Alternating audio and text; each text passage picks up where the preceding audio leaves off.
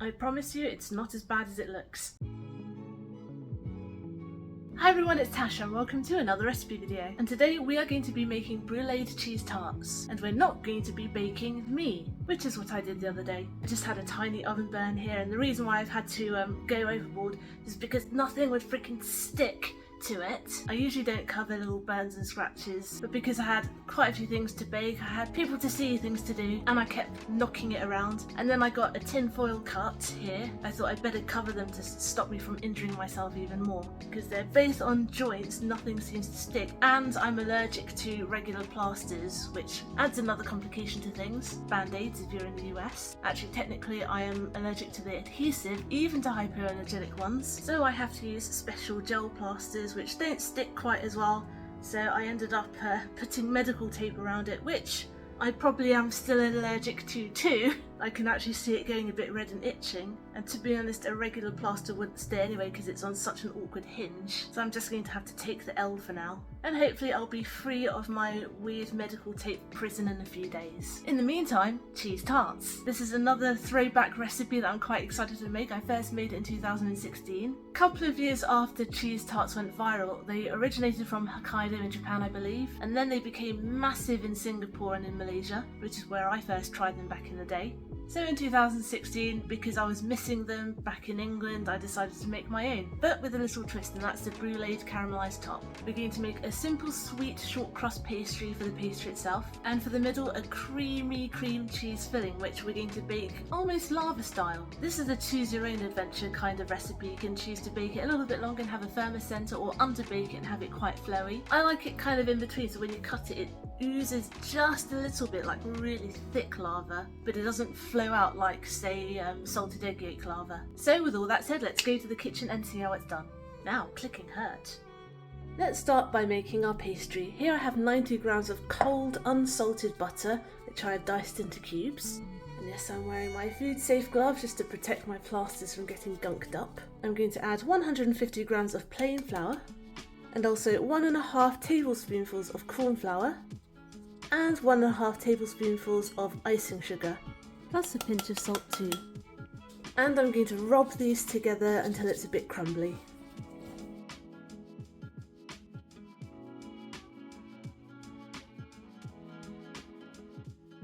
So this is pretty much done now, and you can see it looks a little bit like breadcrumbs, but if you squish it in your hand, then it starts to come together, but it's still a bit too crumbly to roll out at this stage, so we're going to add an extra ingredient to bind it together. Here I have an egg white, and I'm just going to use half of it in here. I've whisked it up a bit because it's a bit gloopy. Might need a bit more, but generally half usually is enough. So let's start with half, probably is enough already. And we're going to mix it up.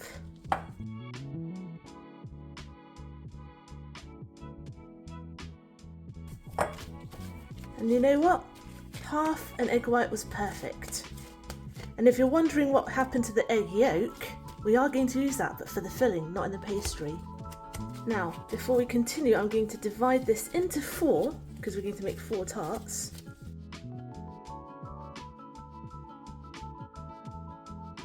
And now we're going to roll them up. Now when I roll pastry, I generally like to cheat and roll it on some baking paper, and that always makes sure that it won't stick to the surface. Also helps with cleanup too. And we're going to roll all 4 discs into sheets that will fit into 4 mini tartlet cases. So these are loose bottomed ones, so it's going to make it easy to get the pastries out later. I'm going to just put this one here for a second. I've got some extra plain flour here, which I'm going to use to dust our surface with. I'm going to slap on a dough ball, sprinkle a little more flour over the top, and we're going to roll it out into a disc that's maybe a couple of centimetres, an inch wider than this tartlet case. I couldn't speak for a minute, let's get this out of the way and let us roll.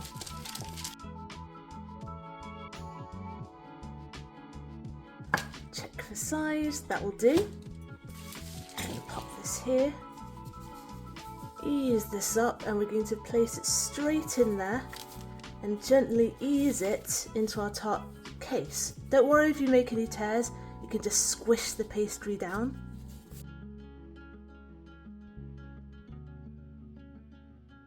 And once that's in, we're going to take our rolling pin and we're going to roll it over to cut that extra side pastry off.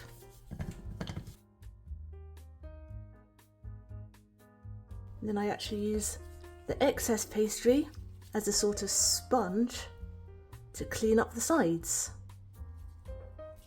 Finally, I'm going to prick this with a fork. That's one of two methods we're going to use to stop it from puffing up when we eventually bake this. And now I'm going to do the same for the rest of the three rounds of pastry. We've got 3 more of these tart cases, and then we're going to refrigerate them. So let's do the rest of our pastry cases first. Now these are all done. Aren't they so cute? We also have some leftover pastry. Usually I just bake this and I just roll it out but thickly and make sort of shortbread type biscuits, but this is enough for an extra tart as well. So actually today I'm just going to pop it in the fridge and I'll use it another time in one of my experiments. But yes, very tasty if you bake it by itself as biscuits. But for these, I'm going to pop these in the fridge for half an hour just so they can set and firm up a bit. Now let's preheat the oven to 180 degrees C. Our pastry cases are nice and chilled, but to make sure, doubly sure that they're not going to puff up when we bake them, we're going to give them one extra step of insurance. I've got some squares of baking parchment and some ceramic baking beans. Instead of baking beans in a ceramic, you can use dry beans or dried rice, and this is just going to weigh our pastry down when we bake it to make sure it doesn't puff up. So first I'm going to line the bottoms with some baking paper, and I'm going to drop some beans in.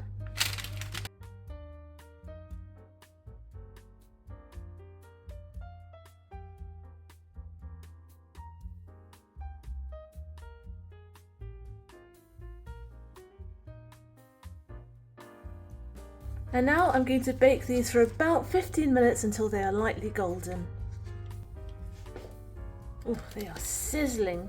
We're going to let them cool down just until they are just cool enough to touch, and then we're going to remove the beans and remove the pastry from the tins and cool them on the wire rack. But right now they're red hot, so just leave them be for 5-10 minutes. It's been just about 8 minutes. The tray is cool enough to handle, the tins are, but the beans are still red hot, so we're going to gently transfer them into this bowl. We can get rid of this paper now. Make sure your bowl is heat proof, by the way. And I'm just going to let them cool down in there, and then I can put them back in their plastic box. Obviously don't put them back in the box now because it will melt the plastic. Now that these are cool enough to handle, I'm going to remove them from their tartlet cases. You can do that just by pushing the bottom up.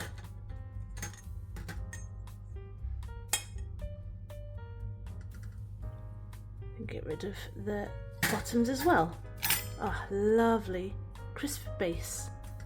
And now we will let these cool down completely before continuing. Let's make our cheese filling. I have 175 grams here of full fat cream cheese. Make sure it's full fat. We don't want half fat or low fat cream cheese because that's too watery. We're going to add 100 milliliters of double cream. We're going to add our egg yolk and 75 grams of caster sugar. And we're going to just whisk all this up.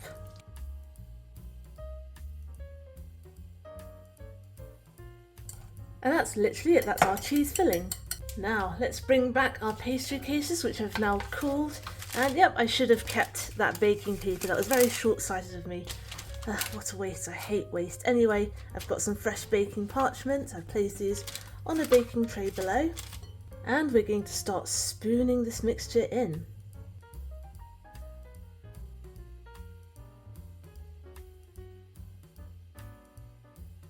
And you know what, there's enough here to make one more tart, which is funny because there's enough pastry to make one more tart as well. I unfortunately only have the 4 moulds, so what I might do is I'll put this in a smaller bowl and I'll keep these 2 in the fridge, and when I want I can whip up one pastry, one tart whenever I want. So don't throw this away, do a little a treat tart for yourself sometime later.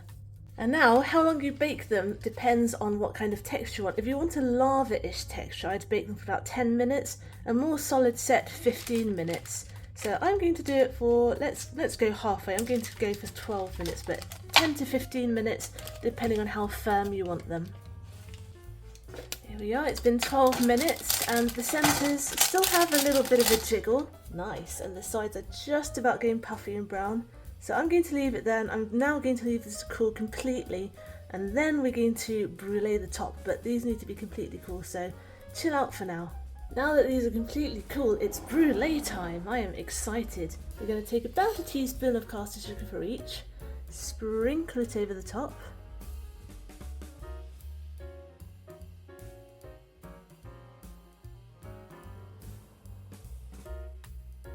And now I've got my cook's blade torch. You can put these under the grill in the oven if you don't have a blade torch, but cook's blade torch is a bit faster.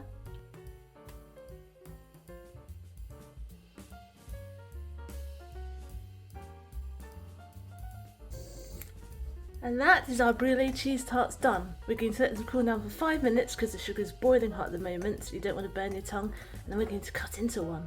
They're already looking good, but let's see what happens when we slice one open.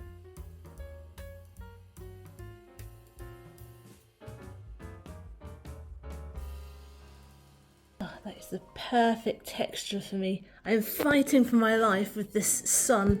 The sun is just in and out at the moment, so it's so difficult to get good lighting because it's so inconsistent. But you get the general idea. This is super glossy inside. These smell amazing. The original cheese tart is a little bit smaller, it's more egg custard tart size. Mine is a more one and done size. Hear that crispy caramel on top? And that oozy centre as well. Cheers! Oh my goodness, that is rich with a capital R. The filling is almost like a Basque cheesecake, sort of smooth, creamy filling. And our sweet short crust is so buttery, and you've got that deep caramel flavour on top. Oh, it's a perfect combination. Hang on, I need to test it again for science. Hang on, I had a fork somewhere. Where is it? Here it is. It's, yeah, much easier to eat with a fork. That's it. Cut. I don't want to film anymore. I just want to go away and eat this. Why did I wait another 8 years to make this again? I don't know. But I'm very glad I did. And I hope you'll give it a go too. So there you go. Bruleed cheese tarts. Thanks for watching. I hope you enjoyed today's recipe video, and I hope you'll join me next Wednesday for my next one. Get the full written recipe on my blog tashcakes.com, follow me on Instagram, I'm tashcakes.tastes, and find me on TikTok too, I'm tashcakes there too, but my handle is food in slow motion. Subscribe and hit the notification bell if you'd like to see more. Give this video a like if you'd like to help other people find it. Comment down below if you'd like me to make anything in particular, and I will see you all next time. Be good, be nice, and have a good week.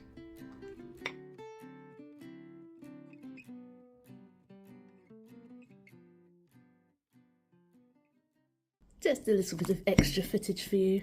Oh, so creamy.